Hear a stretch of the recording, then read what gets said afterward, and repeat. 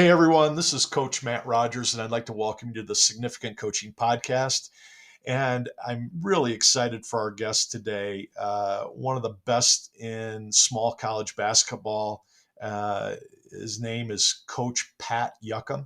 He's the head men's basketball coach at Washington University in St. Louis, which, for those of you that follow Division III basketball, know Washington University is, for the last 40 years, just an absolute powerhouse, one of the best college basketball programs and academic universities in the country.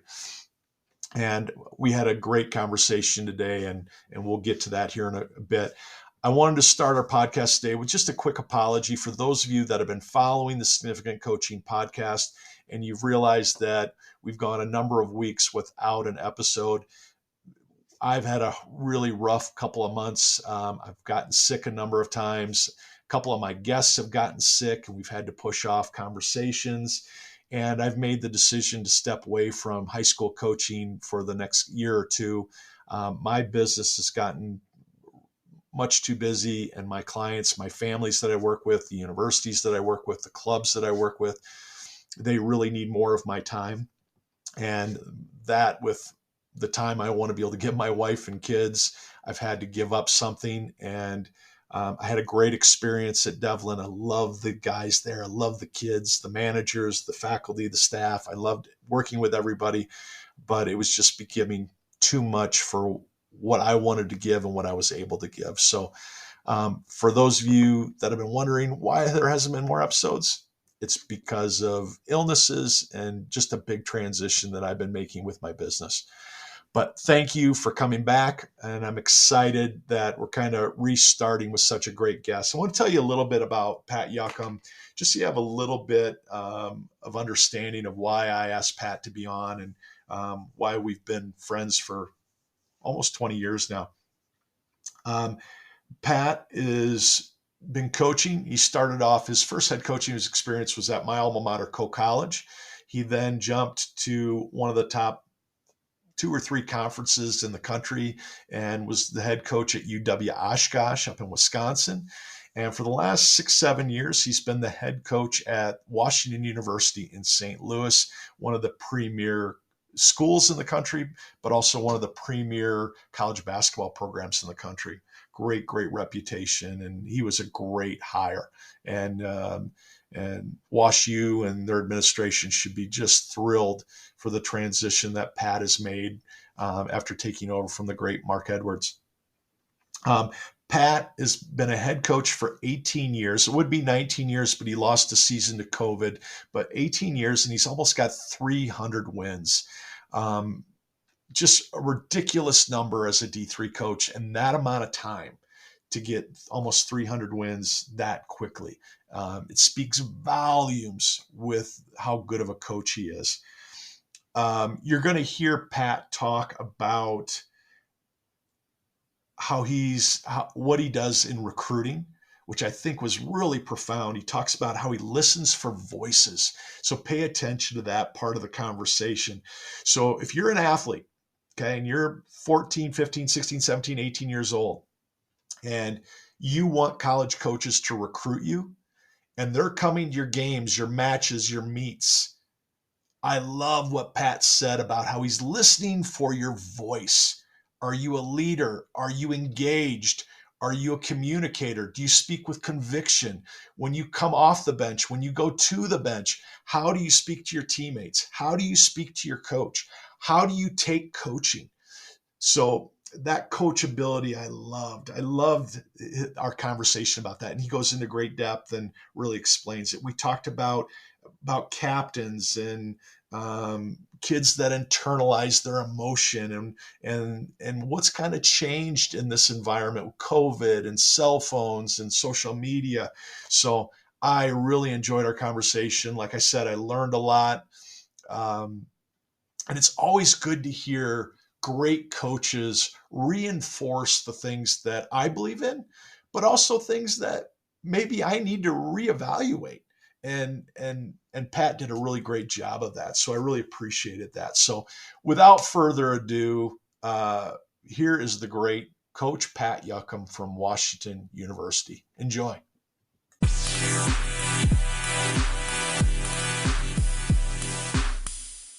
Coach Pat Juckem, Washington University of St. Louis, the Bears. So great to have you on. So great to see you. It's been a long time since you and I have had a long conversation. So I've been really looking forward to this. How does it feel to come off another great run in the national tournament? Well, first of all, Matt, great to see you again. I know we go back a ways, and I don't know how we got to this stage in our lives and careers, but here we are. Yeah. So really appreciate the opportunity to speak with you today and talk about different topics of interest. Yeah, so we're in that postseason kind of processing. Just finished with our staff kind of postseason evaluations and processes, and met with all our players. And so you get to that point where you're reflecting, right? You go through a mourning stage, right? And then you just need a little time away, and now kind of excited about implementation and some new ideas, and just kind of planning for what's coming next. But we came up, we had another good year. We advanced to the Sweet 16, lost to Trine University, who ended up becoming the Division III national champions. Yeah. Just a really good team. Really what a turnaround that program's been. Yeah, they were as well put together as a group. Like they had everything you'd want to have. Right. I just really was impressed, and not only with their talent and how it fit together, but then how they played. They really they played terrifically together, and Brooks Miller does a great job there. So very worthy, very deserving, and for us, for our guys, and we were kind of skewed on the younger side. And it's not a good era to be young, No. certainly in college athletics when it's a very old is in vogue. Yeah. For our guys to see, okay, like, all right, there was a physical difference between us and them. Like they're 3-4 years older in some positions, and with guys that's a heck of a difference, as you know. It is. So to see that, hey, we've got work to do. That next step from becoming pretty good to great. Maybe it's not the biggest step, but it's a hard step, right? Yeah. And we've got to be really intentional if we're going to go after it and hopefully take that step. Yeah. Talk about the intentionalness of this. I don't think people understand that aren't in the coaching world what we do at the end of a season to go, okay, here's where we were. We were an inch close to being where we wanted to be. How do we make up that inch? Because we're not talking about 20 points per game. We're talking about 1 or 2 points here and there. Get 2 or 3 rebounds every game consistently, 2 or 3 less turnovers every game less consistently. When you talk about what you saw with Trine, and you talk about your young team versus an older team, obviously you're going to be a year older next year with your guys, but what does that intention look like in April when you can't do anything with them, really? Right.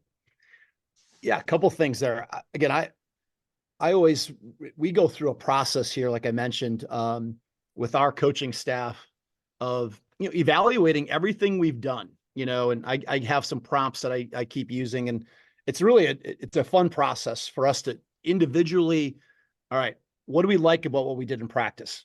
What do we think we should change? And then getting into some tactics and tactical, scheme wise.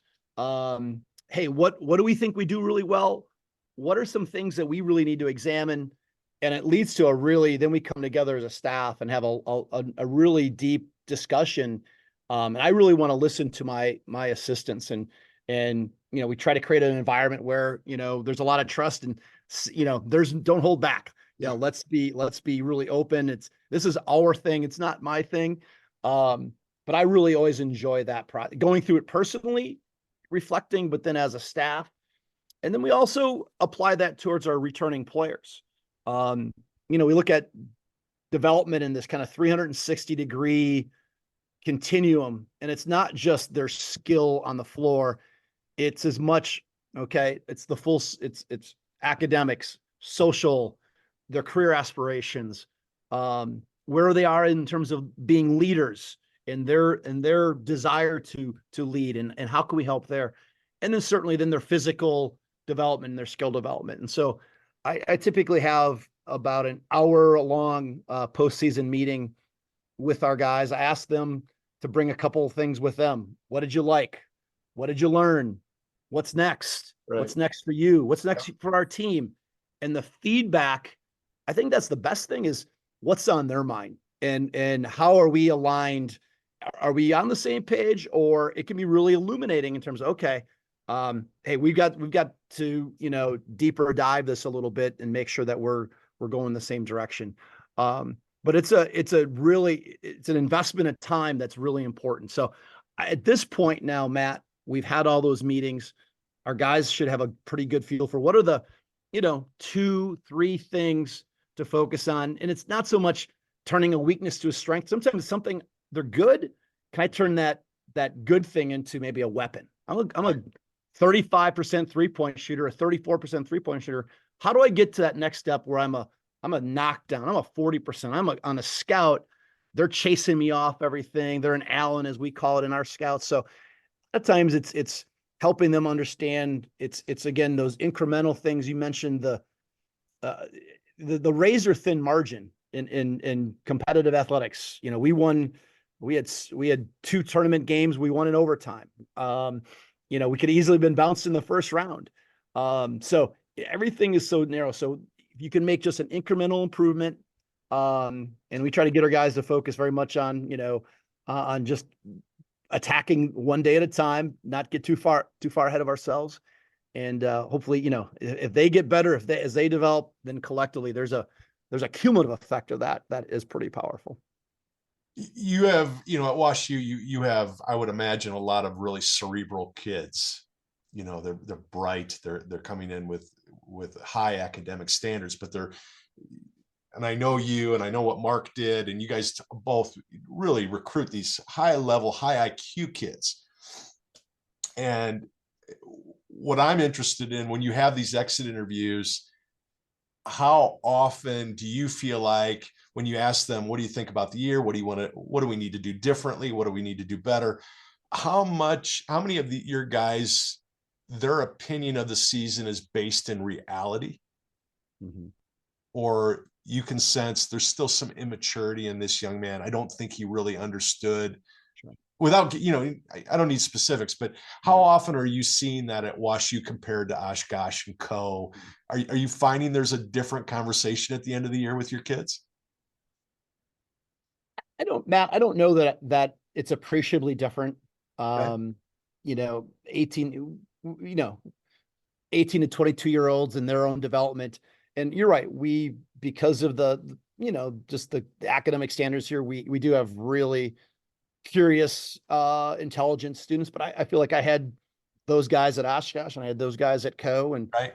I've always been kind of attracted, I think, to, what I'm attracted to when I evaluate and identify and recruit are really the same qualities. And it doesn't really matter what logo I have on my chest. Right. It's really the same thing. So I don't know that it's been appreciably different. I've been doing this long enough that I do think there's been some shifts and, changes in the last 15, 16 years, but ultimately it's not a lot different. I think where they are in their own progression, as we know, someone shared this with me once, and it's just so good, with like male maturity. And it's probably female and male, but I'll say males. That's the world we're living in.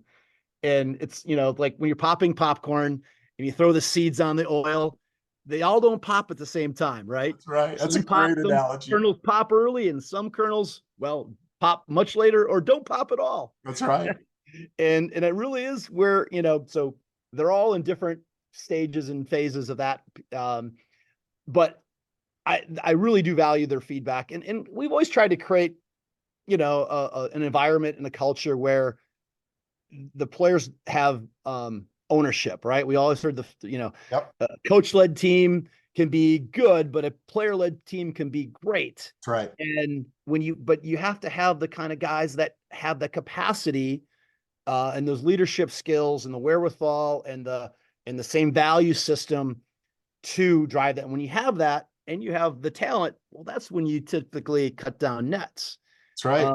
And can go really far, right? Or you're better off that way. So when I have these discussions, I always want them to create a culture where they can be open.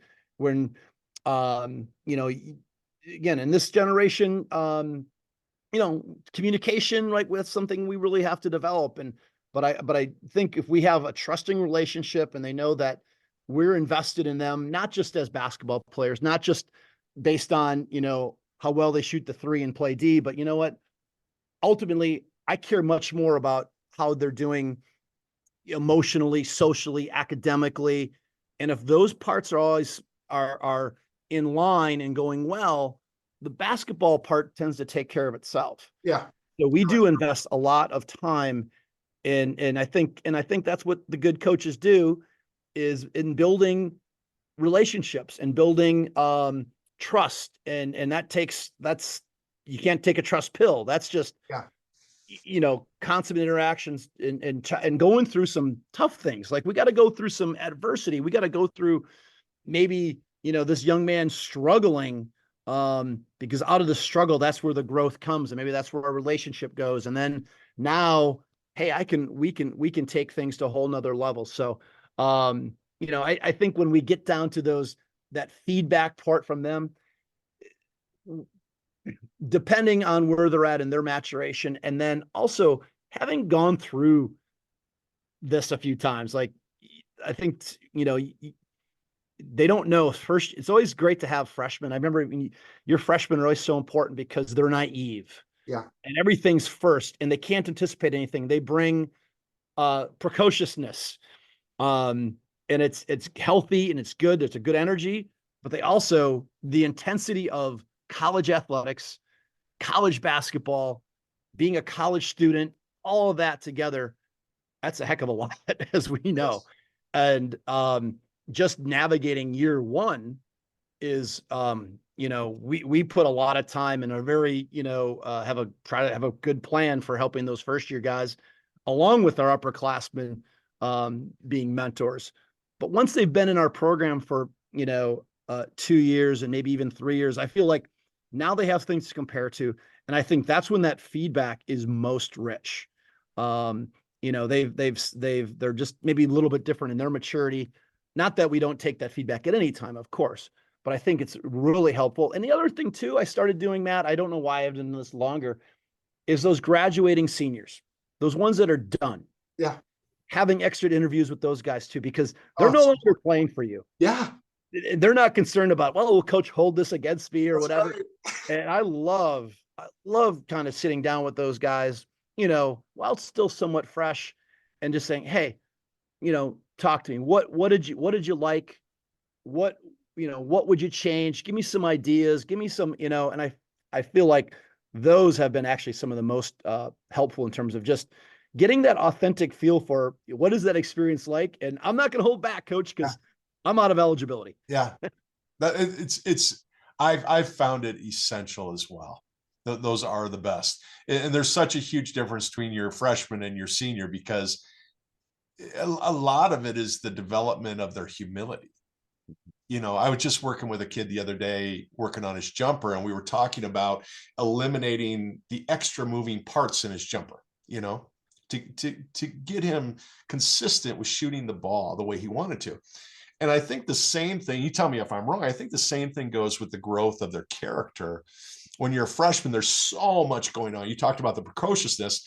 I want to start. I want to do this. I want to, you know, they're reinventing themselves. And by the time they're a senior, it's like, I know I got to lift. I know I got to go to class. I know I got to listen to coach. I know I got to play my role. You know, they've gotten rid of all the junk, you know. Do you find that in these exit interviews? Is that profound in terms of what they're telling you? I believe it is. Yeah. I believe it is. I mean, just the maturation of guys that we go through, Right, that they're ready for it. But yeah, what is the adage we always use as coaches? Freshmen want to play, sophomores want to start, juniors want to score, and seniors want to win. that's right. And if you can get through and navigate, and again, that's this an old wise phrase that we've always used, but there's some truth to that, right? And the beauty of having those upperclassmen, I think it's that great blend. I've found the best ideal, and we don't always live in an ideal world, But the ideal mix of a roster is that good mix of those veteran guys that have been through it, who understand, and then can show, lead, nurture those young guys. And then I tell you, just having young guys or first year that come in and just full of just hell and brimstone, and I think that's just a really, really awesome mix. And it's interesting, juxtaposition today, because we're playing against so many sixth year guys, guys who are 25 years old, 24, 25, and they're grown men. They are. Oh, that's huge. It's And huge. it makes a heck of a difference. Like, you can just see the bodies, and you can just, if you've gone through 4 or 5, college basketball seasons, everything that comes with it. I mean, there's a reason why, everyone's, get old, stay old, right? Is where this at, and where it's going to continue to be, I think. Well, I probably have said this 100 times over the last 30 years. I've told people, I was the best basketball player I've ever been in my life when I was 25, 26 years old, when I couldn't do anything with it. Because I finally learned everything my coaches have been trying to teach me. Everything made sense at that age. So when you've got a 23, 24-year-old playing against 18-year-olds, it's an advantage beyond an 18-year-old can even comprehend. They haven't lived, they haven't experienced what a 24-year-old has. No, and yeah, you can just see how and it's the on the floor and the physical, obviously, but just having it together outside of it. I mean, again, we put ourselves back.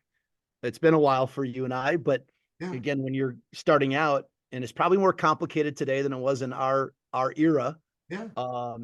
But nonetheless, that process is the same, and you're just trying to figure it out and kind of like survive day to day. I remember, my first year, going to practice, but having like, a huge paper due the next day and a midterm, and just feeling completely overwhelmed. And, I just was so distracted. I couldn't keep it all together. I'm sure I was just awful, and going to showering after, and not wanting to leave the shower. I'm just sitting in the shower because I knew what I was facing and dreading it. And not that it gets any easier as you get older, but you can anticipate, you've been through it, you know what's coming. But man, when you're doing it for the first time, and that's just one piece of the puzzle. You're living away from home, you're living with a roommate for the first time, you're homesick, you miss your dog, your girlfriend, all those ancillary things that tend to, when you're older, just, you've got a better perspective, and you're better, just, there's a reason why, that just works better when you've got, all that big experience behind you. It's so right. I want to dive a little bit into what we just saw with UConn and Danny Hurley this week. I don't know how you felt about it. The thing that got me so excited about UConn winning back-to-back national championships, I've seen so much basketball that's gone away from offense, where it's just drive the ball, attack. And you saw it with Houston when Houston's point guard got hurt. All of a sudden, they really didn't have an offensive system to rely on when their horse was gone. And you see what Danny Hurley's doing, and I know you do this at extreme. Well, you do it so well. You're such a good offensive coach. Did it get you excited seeing the level of offensive execution from those 22, 23-year-olds and a freshman mixed in? Did that do anything for you like it did for me? Absolutely.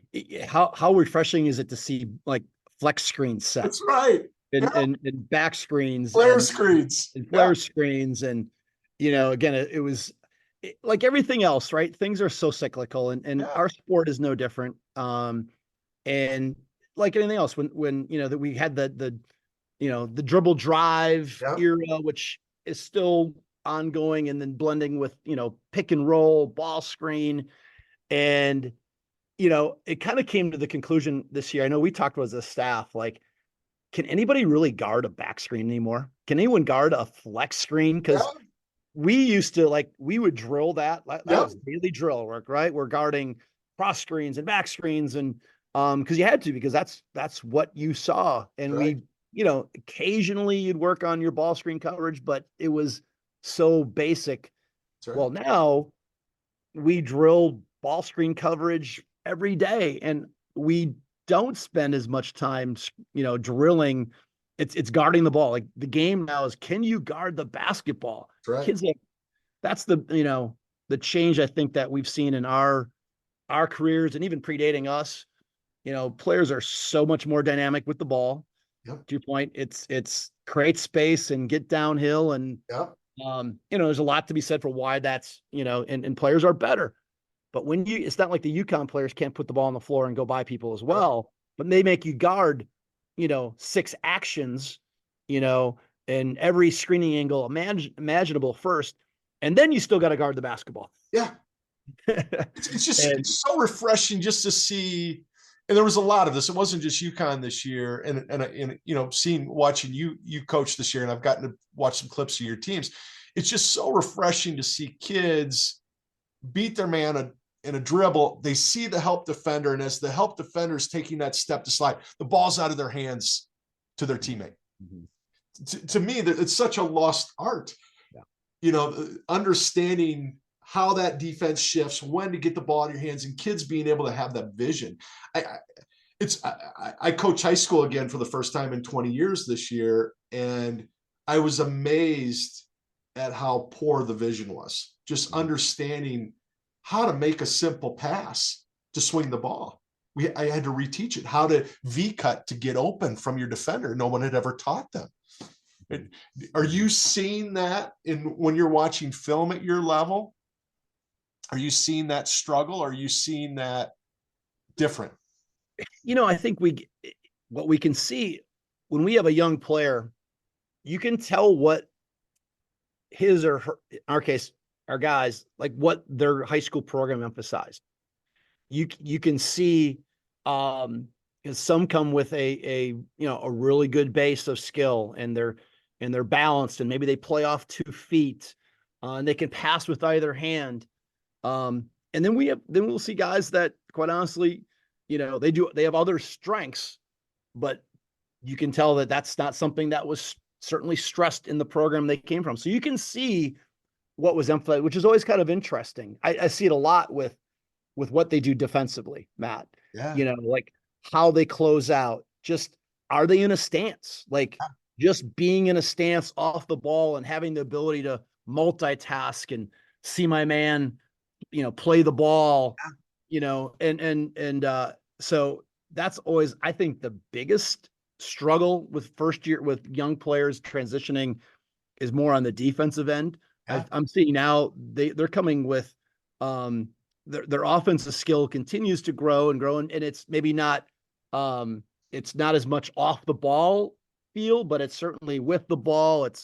It's their ability to like play in ball screens, and their ability to read ball screens is being taught better and better each year. We're seeing that. Good. But defensively, that's a huge learning curve, and it's hard for a player to get on the floor. And I would say this for us, and I think a lot of coaches, like if you can't guard the ball, it's hard to play. It is. And it's not like you're not going to get on the floor for us because you can knock shots down. It's like, can you guard the ball? Can you stay in front? Can you guard somebody? And then, when the ball's away, can you be somewhat in the proper position and be able to navigate that and get through screening actions? And that's usually drinking out of the fire hose for a lot of guys. And some pick it up quick, and we see, at some point during the year, it slows down. For some, it maybe takes a whole year, and some, acclimate pretty quickly, but there's always kind of a continuum of growth there. But I love I'll go on a little tangent here. It's not uncommon when we're in the recruiting process, and it's a good question, from a prospect or from a parent, where do you see me in your system? Like, what do you see me as, coach? Yeah. And I always respond to that. Well, you are who you can guard. And if you can guard a lot of different types of players, well, then you can be a lot of different kinds of things. Right. But if you can only guard if you can only guard 5 men, a low post, well, guess what? That's probably what you kind of have to be then. That's right. So, so we really value that versatility, of guys. If you can guard multiple positions, man, you're really, you got a leg up and than your competition. So otherwise, I gotta hide you, and if I gotta hide you, I'm already recruiting somebody else for your position. Yeah, yeah, that's Yes, great. exactly. Let's take that transition to recruiting, because I know recruiting for you has been progressively different from Coe to Oshkosh to WashU, just because of academics and the size and everything that goes on with the admissions at those schools. They're all great schools. You've worked at nothing but really high class schools. When you're out recruiting, you're watching film, you're sitting in a gym, are there turn offs and turn ons for you? Is there things that you're like, it's going to take me a year and a half to teach this kid how to do that? Like we were just talking, help side, getting their butt flat 2 passes away, getting up and on the line, whatever that may be, pressuring the ball, taking away side of the floor. Are there things that just really turn you off and really get you excited about a kid in the first couple minutes? Certainly there is. And I'll start with some of the maybe not so obvious things. Okay, good. Um, the again, we want players that really communicate. And I will, if I'm in a gym, um, I will just, because high school players tend to play the game in silence. Uh, and this game is really, this game is really hard when your team isn't communicating, isn't talking. It just really, really makes it harder, right? It does. So I'm always listening for, just the voices. And so if there's a strong voice, and I don't mean even Matt, the gibberish of ball, ball, ball, ball, ball. I'm talking like there's like they're getting back in transition and someone's calling out, I got the rim or I got the ball, Yeah, constructive talk, right? Like that's right. every time, like we're a program when we close out, we're a my ball one time, my ball. But when they have a strong voice, I'm gonna look up that kid. I'm That's gonna right. definitely he's gonna be, I'm gonna look him up, and because that's something that stands out. Because so few, are confident in their voices. So that's one thing. Another thing, and this is probably more so, with when they're playing with their high school. And you mentioned I've been at three very distinct types of universities, and I've loved each one of them, and they're all distinct in their own ways. Um, at my previous two stops, I recruited more regionally. WashU recruit more nationally. Um, but when I used to attend to a lot of high school games, I love to watch when the young man was subbed out and sitting on the bench. And we can still see this in our scholastic period. So it's not like we don't still do this. I very much do. I'm watching that young man, how he interacts with teammates. How is he excited? I love the guys, like they're so invested in what their teammates are doing. They're up off the bench, they're clapping, they're coaching guys up. Um, that stands out and definitely take note. And conversely, if they're doing the opposite, if they're disengaged, showing poor body language, I'm crossing that young man off. Okay. I don't care how talented he is. So those are two things that I'm really keenly looking at, outside of the obvious of what's their jump shot look like, and Right. how they move, and what's their skill. Because those are things that, to me, are separators, and those are reflective of character, reflective of what kind of teammate they are.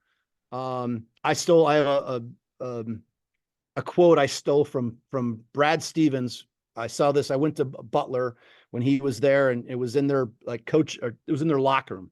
And good teams have good players, but great teams have great teammates. Yeah. And that was one of those, like, it just hits you like a ton of bricks. Like that is it. Yeah. And ever since I saw that, that's been a, Love that. embodiment of, like, well, what is WashU basketball? What is it? I point to that. Like, this is what we are. This is Right. who we are. Great We're teammate. going to be great teammates. And, basketball, we know this game is a game of synergy and connection, and the whole being greater than the sum. And, maybe 8 or 9 guys are playing, but those 10, 11, 12, 13, 14, 15, those guys are absolutely critical to your success, to your culture. And it's hard, especially at the college level, because those are really good players. That's right. Those guys are guys that were maybe the best player on their high school team. Those are guys that probably never, they've never not played. Right. And now maybe they're having to wait their turn. Their role is a team role. Their role is not the playing role yet. And so I'm probably over the top with how I challenge that group and how I embrace that group and how we value. This year our slogan was 25 strong. We had 16 players, 4 coaches, 4 APPs/managers, and then our sports performance coach. We had 25, and we just said, we're 25 strong. Whether you start and play 32 minutes a game, whether you play 10 minutes, whether you don't play, whether you're a manager, whether you're the assistant coach, we all have equal investment and stake in our success, and we sink or swim together. And I just, I think you just can't, from a coaching perspective, hammer that enough and attack it in different ways in your messaging and your post-practice huddles, in what you're doing off the floor, and who are you bringing into your program. And doesn't matter, again, any of those players, managers, assistant coaches, head coach, we're all going to uphold the same standards. We're going to bring in high character people who are, put team before self. And that's easier said than done, as we know. Are you finding that's easier at a place like WashU, where maybe the budget's a little different, salaries are a little different, support's a little different, history's a little different? Are you find that you're able to get those people a little easier to apply than you might have at a Coe or an Oshkosh? I don't know that it's appreciably different. So let me take back. The most important year of my coaching career was my, it was my 4th or 5th year at Coe. When I got to Coe, and this is when you and I had hooked up a few times. Yeah. I inherited a really, really good team. And it was a first-time head coach, and we had a good bit of success. And I probably got fooled into thinking this is easier than it is. I've been there. I've talked about it on this podcast. Yes. I'm this brilliant, so we do, we win championships and we win 20 games a year. And no, it's about having really good players and other stuff. Yeah. And I had a team that we had a really talented young point guard transfer. So we had a hole, and I took some, I brought some kids in that weren't great fits. And I helped this, well, we have a strong culture. We've had this strong culture. We've had success. I'm a good coach. He will acclimate and assimilate to us. And that's rarely how it works. And we had we had an awful record. And every day I remember driving home and just saying, you did this. This is on you. And I kind of vowed to myself that, okay, it was very humbling to lose to that extent, but it was also the most important thing I could have gone through. Yeah. Because that's where it really formed my understanding of character first. Yeah. Character over talent. Every single day. And again, there's a certain level you have to have, of course, but there's within that talent, this is hard. These are hard things. I want to do it with guys that I really want to be in the bunker with every single day. Yeah. And I will say, since that point, been very fortunate. We've just had, because we make sure we do our due diligence, and it's, there's no ACT test for character, of course. Nope. Numerical score, but yeah, you just spend enough time and do your due diligence and talk to the coaches. And much of it is just, Matt, it's, you've done observations, body language, how they on visits, how they talk to their parents. Um, and I'm sure you've done this too. Like when you have the young man that's isn't respectful to his parents, well, that's how he's going to treat Yeah. people in your program. Yeah. That's a scratch off. He ain't I have a coming. whole chapter in my book about that experience. I remember there was a 6'8" kid that my staff said, Coach, you got to go see this kid. Nobody's on him.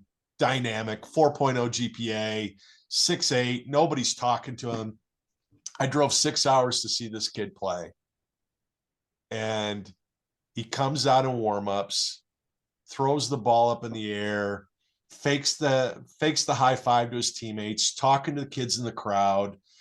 I can tell his high school coach, who knows I'm here and this kid doesn't know I'm in the gym, is pissed off. And the kid finally comes around in the lineup drill, and the coach, I can tell is kind of chewing on his ear. And the kid does one of these, kind of waves his coach off, say, hey, coach, don't worry about it. It's okay. I got up, put my coat on, walked out of the gym, and drove 6 hours back. Didn't even watch the game. And I don't think kids, and this was an extreme, but it's so memorable to me because of all the factors. I mean, this was a kid size-wise, talent-wise, that could have changed our program. I went 6 hours out of my way to both ways to watch this kid play. And I'll never forget that experience, and I'm sure you have 100 of those as well. And I think it's fair to say too, Matt, hey, all of us, and certainly myself included, we're not perfect and made mistakes, Right. and we're some level of immature. And so, we're not asking for perfection. Right. We know that you're not going to necessarily be angelic. There is space there to make mistakes and grow from.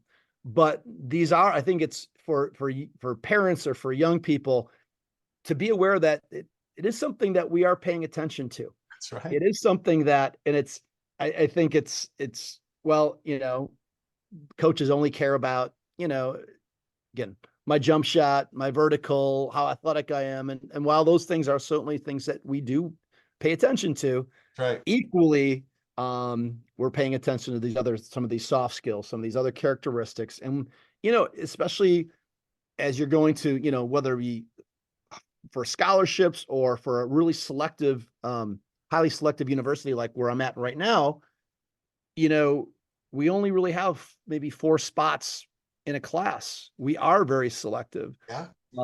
We are trying to differentiate, and it's very narrow. And so those things are part of the evaluation too.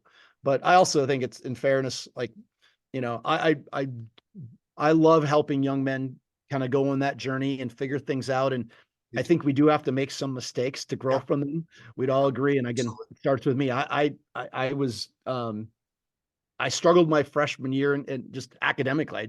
I had terrible study skills, like many students. And I said I had to fail before I could succeed. And the struggle is what makes the it's where you have the most opportunity to grow and learn from. So I'm always adamant with our young people to try to help them avoid that, don't throw a 2.2 GPA your first semester, dig a hole that you have to get out of. Never get out of it. Yeah. But at the same time, I think it's necessary too. Like we have to fall down to be able to get up and to take those progressive steps. I'm going to show my age here. I'm going to sound like the old man yelling at the car, the car riding down the road. And I don't mean to, but I feel like this is really important with this generation that we're coaching right now. Because you talked about communication and how they handle themselves when they come off the court. But I'm seeing so many kids that are naturally quiet. I don't even know if it's introverted because they're so active on their phones and they have so many friends now. How do you deal with that kid who's doing all those things on the court you want, but you can tell that when they have a bad stretch, when they come off the floor, they internalize and they're self-reflecting. You can tell they're self-reflecting, but you can tell they're very critical of themselves. What does that mean for you and how you recruit that kid or how you don't recruit that kid? Because I see so much of it now. Really talented kids, they're still coming off the floor and it's not the big high five, they're not the big joy. Let's go, come on, the fight, fight, fight. It's I didn't handle that possession well. I got to do better. Mhm. How do you deal with that? Sure, sure. You know, it's uh, I would start with this. That's it's enduring to me because I know they really care. Yeah. Yeah, it's really important. And it's maybe to the point where in that threshold, it's gone into the unhealthy area where it's becoming it's inhibiting their success, it's inhibiting their play, it's a block. Yes. Um, basketball is a game of mistakes and imperfection. And I'll take this a slightly a different direction. It's you know, it when we talk to big companies come and recruit talent at WashU, they love recruiting athletes. Now, why is that? Well, there's several reasons, and I think we know what those are. Well, one is athletes, and I think basketball players, like, it's a game of mistakes. Like, we're used to making mistakes, and we just can't fall apart. Okay, you've got to, you turn it over, you miss a shot, next play. You got to be able to, go right to that next thing. So there's a resilience muscle. There's a lot of things that again, not why any of these guys, why we played, why these guys played, but you know what? It is developing you. And those are going to skills that are going to serve well beyond sport and basketball. But so I see, you're right, kids who, um, you know, really are hard on themselves, or really, you can see like they make a mistake and it's, it becomes a cascading thing. It becomes another thing. And we're best playing this game when you're playing the game with joy, when you're playing the game with flow, when you're playing the game, certain, like, there's a looseness, but a loose urgency, right? We always, that's when we're at our best. That's what makes our game so terrific. So how do you get to that place where you can, turn into, you know, one of the big things that we always stress is, again, just that concept of just the next play. Yeah. Okay. I mean, Steph Curry is considered the greatest shooter, and he misses way more shots than he makes. Right. And it's okay for Steph. It's okay for you as well. Yeah. So from a shooting perspective, we really are about process. And when that hits your hands, we want to, we understand the analytics. We're trying to get the shots that right now everyone's, rims and uncontested rhythm, inside out threes. Yep. And hey, if that's the shot we get, and when it leaves your hands, whether it goes in or not is immaterial. Right. We've got a good process. That's right. And so we really make a point of great, we'll great possession, ball snaps, hits a guy in rhythm, misses a shot, we're clapping. Yeah. It's great. It's We're clapping. We did everything right. Did everything right. We did everything right. And I feel like that has helped our guys, again, be about the right, not worry about outcome, be about process. Yeah. But it also, again, I just too think I never really thought about this about our game. And our athletic director here, Anthony Asma, has really shared this, and I'll share it with you. I think it's so good. Like, basketball, athletics in general, right? Where else in a college campus can you fail?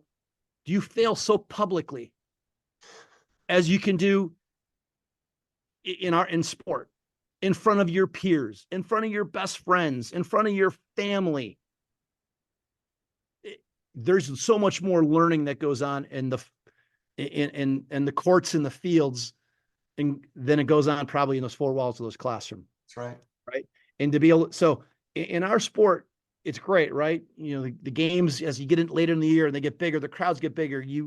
We hosted NCAA tournament games. Our field house was packed. They're doing this in front of some of their girlfriend, their peers. Yeah. And they're making mistakes. They're going to miss shots. We're going to turn it over. We might lose. That's right. That is, I've never really thought of it in terms of what that does to someone, a young person, from a mental health perspective, Yes.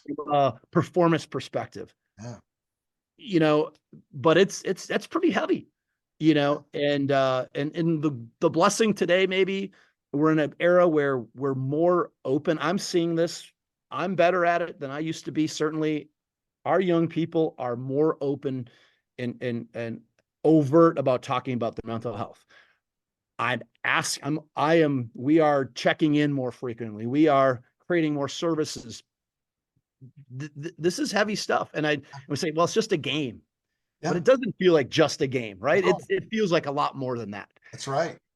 So Because I have to sit next to you in chemistry class, and I know you were at the game, and I know I missed that shot till we lost. I got to go sit by you in history, and I don't know what you're thinking of me, and I have to deal with that, my own insecurities. I have to deal with my own, you know, mortality. To so I think it's fantastic. I talk about it a lot. I'm so glad you brought it up. It doesn't surprise me at all that it's a centerpiece of who you are. I've always seen that in you, and you care about your kids deeply. You see them as your children, and you're a surrogate parent for them. What for you? What's the next step for you as a coach? Because I mean, 7 national tournaments, you've been to the Final Four. Obviously, everybody, you want to win a national championship, but what do you feel like is the next step for you in your growth as a coach, and where do you want to be? Because it was a big reflection year for me. It was a big year of looking in the mirror, because I didn't have any talent, we didn't have any size, we didn't have any point guard, we were sick all year. So I had to really reflect on my character and who I wanted to be as a coach. Where are you at with that? yeah, that's a really good question. Thanks, Matt. I think what I've found, the longer I'm in this role, in this game, there's something about when you're a young coach, there again, I use the word naive. Like you Yes, don't know what you don't know. And, that's and right. that's actually, it's pretty freeing. Yes, I think the longer you do it, the more experiences you had, that is an advantage. You can draw on those experiences. I'm whatever percentage, 1,000% better coach probably than I was when I started at Coe. yeah, But I still am very humbled by what the things that I don't know, or the things that I'm more keenly aware of, the areas that, I'm not as good at teaching, pick and roll reads as my assistant, who was a point guard, who played in a pick and roll, based offense.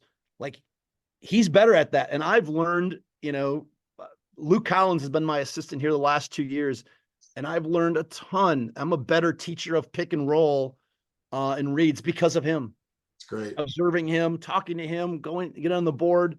And that's just one granular part of this. Yeah, And so it's, we use the expression, right? Lifelong learning. And, the moment you think you have this thing figured out, you are 2 steps behind. right. And there's a little bit of just always, I don't know, deep down, insecurity, or I don't call it fear, but okay, like, things are evolving. I've got to stay on top of things. I'm really just curious about, getting better and growing, and where our game is going. How do I become a better recruiter? Yeah, How do we utilize? We're at this insanely incredible university at Wash U that can literally change people's lives, change your family trajectory when you get a degree from here. yes, How can I utilize this as a vehicle to help young people that maybe wouldn't necessarily find their way to this place yeah, on their own, but have the aptitude and the ability to, if they're afforded the opportunity. So I came back from the Final Four, and I just from our convention, and just really rejuvenated once again to the obvious things of, as you can probably see, they're a little blurry. I've got 2 national championship trophies in my office hovering over my head. great Both, reminder, isn't it? Where you're at? yes. uh, uh, you know, Coach Edwards, who I know was one of your first or maybe your first guest. Yeah, he was. Yeah, Mark.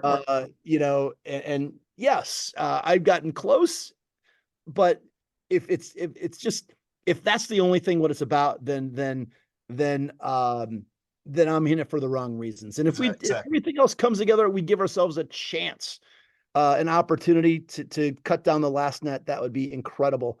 Pales in comparison to what I think is really important. That is what I love, is helping our young men grow, helping our young men develop, helping our young men figure things out in terms of careers and in terms of utilizing something that I never crossed my mind when I was 18, 19, 20, 21, 22 is like, how do you like networking? And maybe that word wasn't even common in the mid 90s. I never Yeah. remember hearing it. Are you good But at that? Because I'm um, terrible at it. I don't, I don't think I'm particularly great now. Yeah. I'm But always impressed with people that network really well. I mean, it's hard for me just to call you and take an hour out of your day, so I love the fact that you're teaching that to your kids. it's something as simple as, all right, here's, John's interested in chemical engineering. Well, let's go through our alumni and let's Yeah. pick out some that have that same engineering major, and let's use whatever myriad means you have, LinkedIn Yeah. or just contact. And so seeing our young men develop the confidence to just reach out to an alum and just say, tell me about your experience as a chemical engineer and what did you learn and what would any advice. And that's just a example, but Great. uh, you know because that's not something that, again, I ever thought of, and I've seen how beneficial it is for these young. That's just one example, but I really like. I get, to me, that's our championship when we have our young men who, start to take advantage, that helps their progression, their growth, and that's as important as what their jump shot looks like. Quite honestly, Fantastic. I love that. It's such a great message, even to the high school coaches and the youth coaches out there that are listening to this, because we all can play that role. And you gave a great list of what you're working on with your kids and what you want them to take from your program. And one thing that just popped in my head, and I think you're really good at this, is teaching them how to overcome their fears. Teaching them how to be okay with who they are, but saying, okay, it might be tough for you to call an alum who's a chemical engineer and that's what you want to do, but make that call. Just do it. Whatever happens, be okay with it, but make that call. It's just like that jumper. You did everything right. You came off the screen, you got your feet set, you made a great pass, you let it flow, you missed it. It's okay. So I love that there's that consistency in how you teach and how you mentor. I just, it's really impressive stuff. And I'm glad you're at where you're at, because you're at a high, I don't know the word, but people are watching you at WashU, and I'm so glad that they made the decision to hire somebody like you, because you're a great role model for coaches like me, and you're great at teaching what you do. So I really appreciate it. I do have one question for you, because I have so many parents that listen to my podcast. If you could give a mom and dad who've got an athlete that's going through this process and wants to play in college, what's that piece of advice you'd give to a parent? Matt, I think that should be a separate podcast. I know. I'm throwing this at you at the end. It's huge. But I There's appreciate it. things that you're seeing that you just wish you could Yeah, get parents prepared for differently. sure. First of all, it can be overwhelming. And I think, first of all, for parents, again, this starts out, when they're young parents and feeling like, if I send Johnny to the wrong preschool, is he behind? And if he's not playing AAU by the time he's in third grade on a national team, he's behind. Well, of course, no. Um, there is no right or wrong to this. Okay. There is, everyone's journey and process is very unique. So but at the same time, understanding that it can be overwhelming. Like, how do you start this process? What do you do? And I know that's where I'm sure your counsel, having people out there, and again, parents, utilize people like Matt, who've been in this business and they are the best sources of knowledge.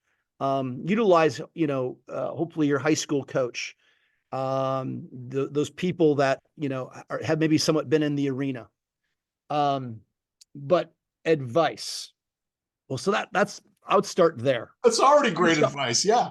Cut yourself some slack. There's no one way. Okay. And ultimately, I believe things will work out the way they're supposed to work out. And it may be,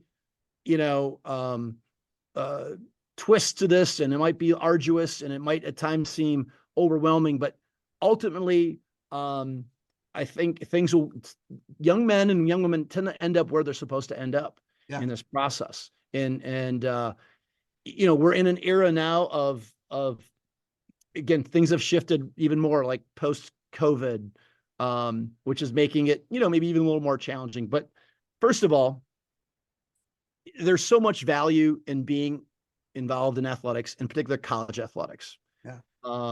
So if there's interest shown by anyone, and maybe it's not the level that you aspire to, keep that door open. I'm sure you counsel that. Yes. Okay? Yeah. Do not, keep every door possibly open. Don't prejudge.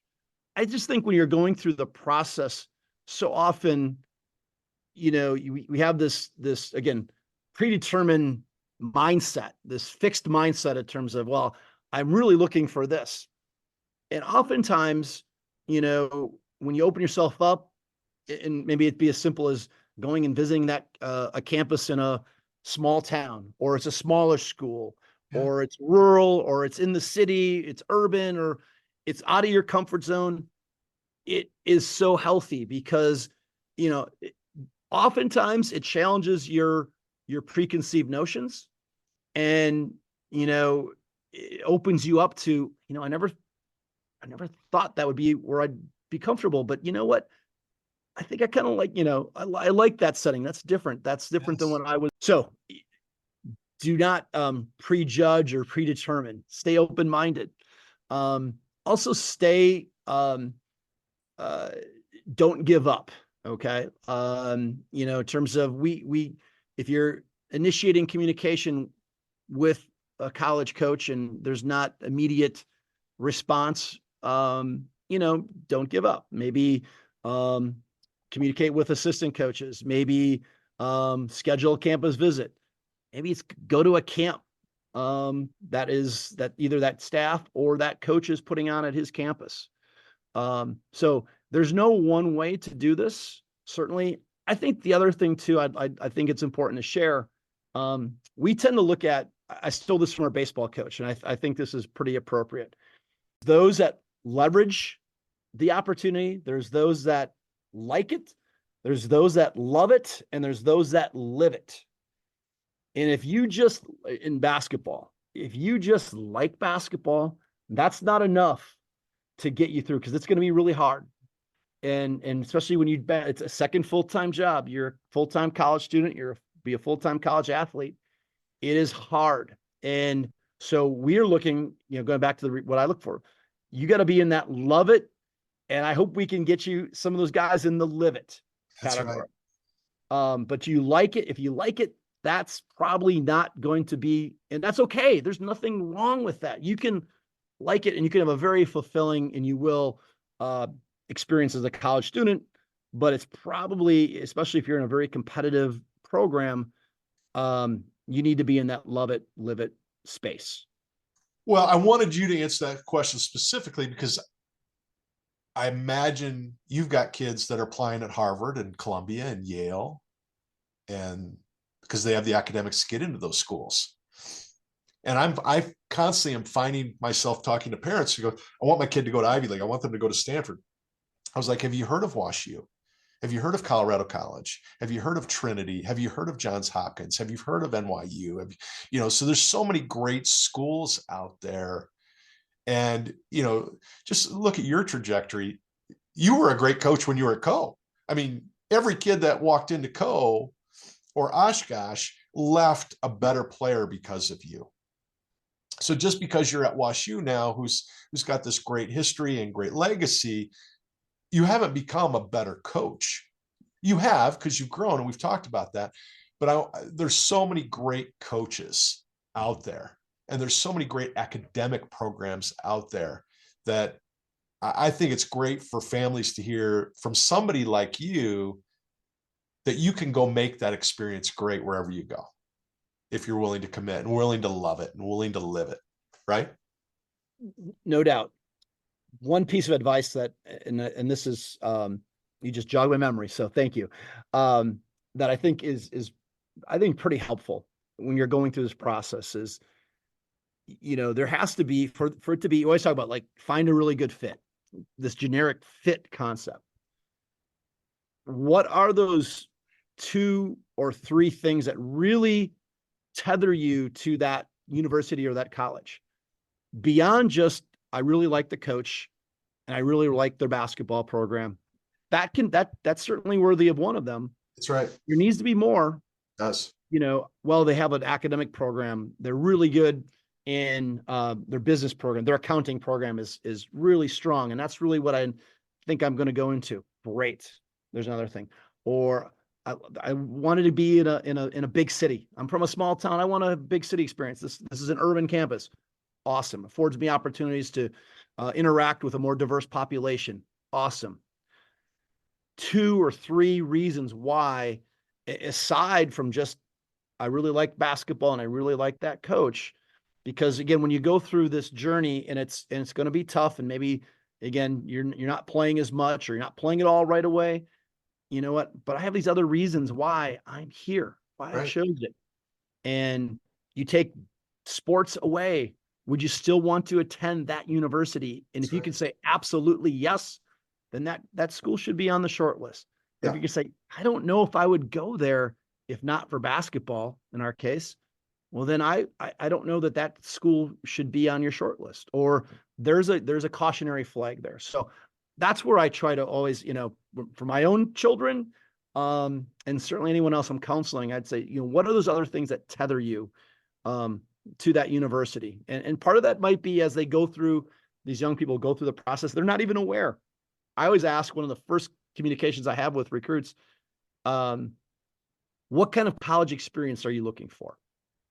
What are the 2 or 3 things that you really value, it's important to you? And this might be a conversation I'm starting to have kind of right now, late junior year, and some boom, boom, boom, 1, 2, 3. Right. Others, kind of, you can tell like they don't really know yet. And that's okay. You know what? Your answer to this question will evolve over the next 8 to 10 months. And that's okay. But I'm going to circle back to this because that's going to help me understand, on the surface, are we a good match? Yeah. Is there more than just, I like the WashU basketball program, but, I really, there's a certain academic program, or I really want to be in, I like the size of St. Louis or whatever it may be. So, what kind of college experience? So give that thought. What are you looking for? And that can help narrow that search down a little bit more too, when you give that some thought. And it's okay not to have an answer for that too. Give yourself space for that too. Yeah. Yeah. I find myself teaching that more than anything else and consulting on that, because we have such a problem now with the transfer portal and kids leaving and kids quitting, after their freshman year, not continuing to play. And I want them to have that answer before they talk to you. I want them to go, this is why I want to play. This is why I want to go to college. These are the things that I want to get out of my career. And too often, you're right, they're thinking about basketball or volleyball or softball, and that's their, they've got tunnel vision. And that coach that they like, well, that coach could leave tomorrow. That coach could retire tomorrow. That coach could find another job, So I think it's fantastic advice to really be not only open-minded, but to be thinking about, what do I want out of this, and what do I want to give to it? What am I going to provide Coach Juckem? What am I going to provide WashU? Not just what are they going to get from me, because it really works hand in hand. You're going to have a better experience if you're giving as much as you're receiving. Absolutely. You know what I mean? Amen. Yeah. Coach, I'm so thankful to talk to you. I could talk to you all day long. I mean, I've always been impressed, and I appreciate our friendship. And even though we go long stretches without talking, but as a Coe alum, it was really hard for me to see you leave because I wanted you to be there forever. But to see your progression at Oshkosh and watch you, and obviously my ties to St. Louis, and I'm really, really thankful that you're there and you continue to do great work and raising great young men. And so just thank you for your time today, and thank you for sharing your wisdom. My pleasure. And if there's one thing maybe I didn't state emphatically in our conversation, and I really enjoyed it, it is also how much I think we as coaches learn from the young people that we work with. You're right. And we're better. I am better today than I was last week and I was last year and 5 years ago because of what you mentioned, like what these young people bring to us. And it might be just be their energy and vitality and excitement. Or it might be their thought-provoking questions that I hadn't pondered before. That's and right. I've got to give you an answer to that why. That's right. They make us better too. And I think as you get to the age where I'm at, as each year you get a little bit further and further away from where they're at, they keep bringing you back, right? You have to stay, you have to understand where they're at. So I really appreciate just the young people that I get to work with and what they do for me. They help fill my cup for sure. Well, there's no doubt about it. And it's obvious. So thank you for making me better today. I learned a lot too. And I'm going to be a better coach moving forward because of the things we talked about today and the things you shared. So thank you, Coach. Good luck this offseason. I hope you get some rest. I hope you get your staff in place. And I know next year is going to be crazy good for the Bears. And I'm looking forward to following you guys. Awesome. Great to catch up, man. Really appreciate it. Thanks, Pat. Take care. Well, there you have it. A great conversation with Coach Pat Juckem from Washington University in St. Louis. As you heard me talk numerous times throughout our conversation, I'm a big fan of Pat's. Not only can he coach basketball, but he's just such a good human being. And I love coaches that care about their kids. And it's not a show. It's not something that they just put out there because they want to be perceived this way. Coach Juckem loves his guys. And the moment they step onto that campus, they're family for him. So hope you learned a lot. I took a ton of notes out of it, especially what he shared there at the end about what he stole from Washington's baseball coach about he wants kids that not only love the game, but want to live it, really it's a part of who they are because it's so hard. It doesn't matter what sport you're playing. You could be a college tennis player, D3 level. You could be a Division I swimmer, a Division II soccer player. It doesn't matter. If you don't love it and you're not excited about living that life as a student athlete, it's going to be really hard. So for those of you that listen to this podcast and you've got kids that are going through the high school athletic process and are thinking about playing in college, you're not going to get much better advice than what you heard from Coach Juckem. So thank you for all you who are listening. Again, sorry, as I told you in the beginning, sorry there's been such a break between guests, with a couple of my guests having some illnesses that have taken some while. And I got sick for about 10 days. And then I've had some travel with my daughter's club volleyball. We've had a heck of a March and April. So thank you for all of you for sticking by Significant Coaching and me. And I hope this was another great conversation for you. Have a great day. Keep working hard. Keep being significant. And I look forward to our next conversation. Take care.